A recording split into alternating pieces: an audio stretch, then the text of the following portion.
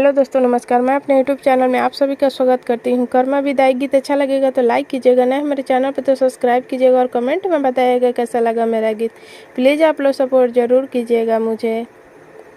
कमन फूलवा फूले लाया आधी आधी रतिया, अरे आधी आधी रतिया।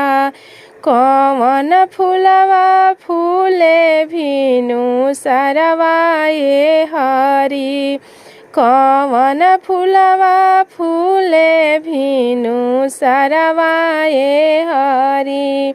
बेली फूलवा फूले लाया आधी आधी रतिया, अरे आधी आधी रतिया। चमेली फूलवा फूले भिनु सरवा ये हरी, चमेली फूलवा फूले भिनु सरवा ये हरी। कमन भैया जागेले आधी आधी रतिया, अरे आधी आधी रतिया।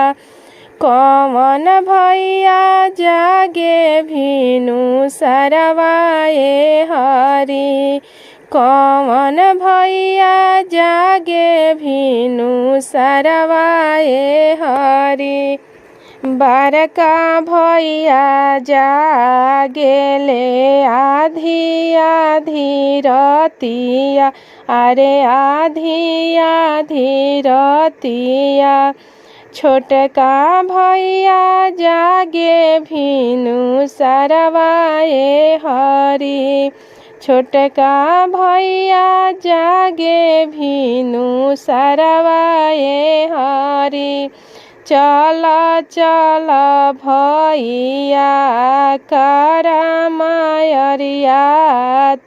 अरे करमायरियाती।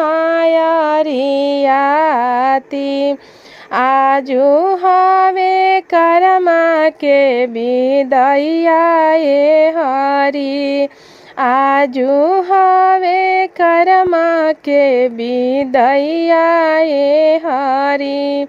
एक त बहिनी पातर बारी, दूसर सुकवरिया,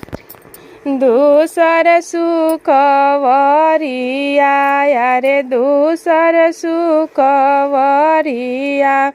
लाग जई है कोमल कलेजवा ये हरी, लाग जई है कोमल कलेजवा ये हरी।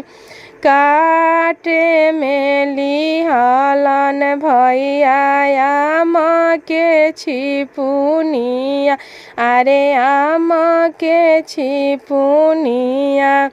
नापे लगले पोखरा के पनिया ये हरी, नापे लगले पोखरा के पनिया ये हरी।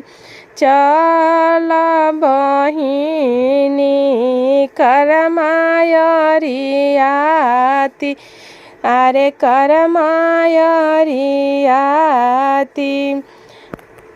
चल बहिनी करमायरियाती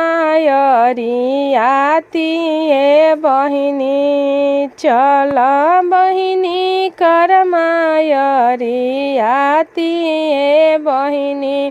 आगे आगे चलेला भैया के घोड़ावा, अरे भैया के घोड़ावा।